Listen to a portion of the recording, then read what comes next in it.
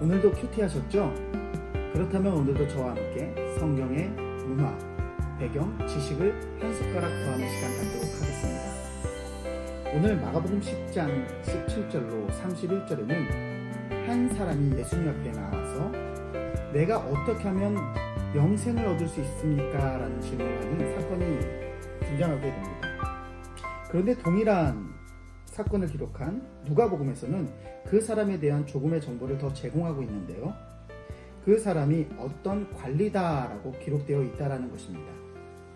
다시 말해서 이 사람은 지금 어떤 관리로서 예수님 앞에 나와서 영생을 물어보고 있다는 것이죠.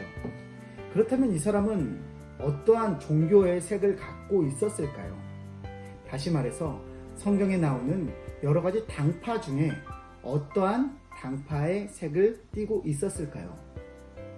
오늘 저는 여러분들과 함께 성경에 나오는 당파 4가지에 대해서 알아보려고 합니다. 오늘 이 한 사람은 지금 자신이 어떠한 그런 당파의 모습이다라고 보여주지 않지만 대체적으로 이 사람은 사두개파 사람이었을 것이다 라고 볼 수 있다는 것입니다. 왜냐하면 당시에 정치, 다시 말해서 그 공무를 수행하는 사람들의 대체적인 파벌의 모습이 바로 사두개파로 많이 이루어져 있었기 때문입니다. 특별히 사두개파는 부활을 믿지 않는 그런 신앙이 있었기 때문에 영생에 대한 관심이 더욱더 많을 수밖에 없었습니다.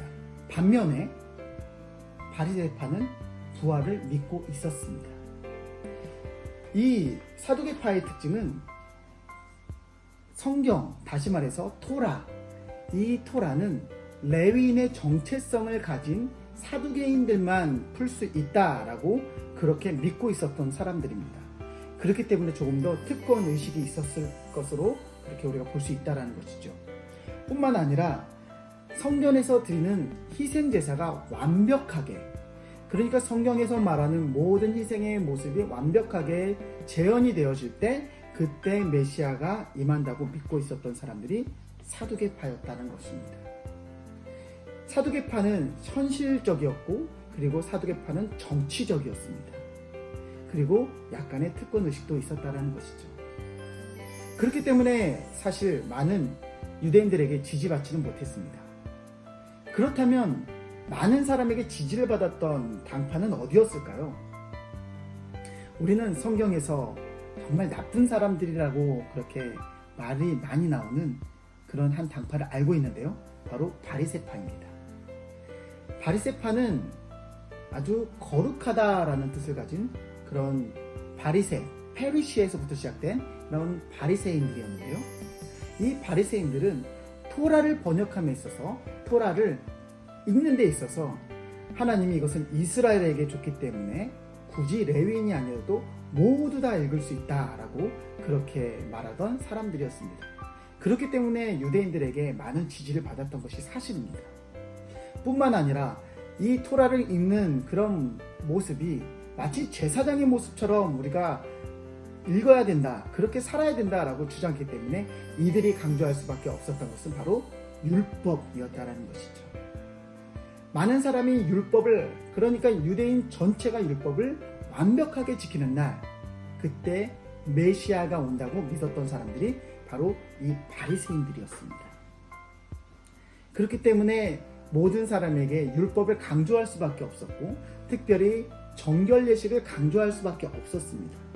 그래서 만들어진 것이 바로 장로의 유전이었습니다.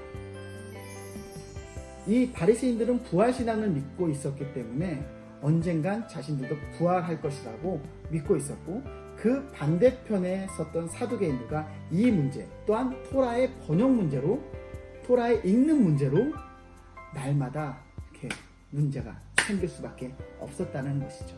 그런데 이 두 당파가 나중에 예수님을 죽일 때는 친구가 되어줍니다. 이렇게 거대한 2가지 당파가 있었습니다.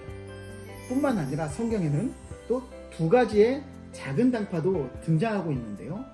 성경에는 아주 작게 등장하고 있기 때문에 우리는 잘 알아챌 수 없습니다. 그 첫 번째가 바로 세례 요한이 몸담고 있었다라고 보는 SNF파입니다. SNF파는 정치도 싫고 그리고 문화도 싫기 때문에 우리는 하나님이 주신 그런 복음, 하나님이 주신 말씀만을 가지고 살겠다 하고 그렇게 구분되어져서 유대 광야로 들어가서 그들의 공동체를 이루고 살았던 그런 사람들이 바로 SNF파입니다. 그래서 세례 요한도 아마 이곳에서 어떤 생활을 했을 것이다 라고 보고 있는 것이 사실입니다. 그러나 성경에서는 나오지 않는다는 것이죠. 한 가지 더 있습니다. 열심당원이 있습니다. 예수님의 제자 중에 시몬이 바로 열심당원인데요.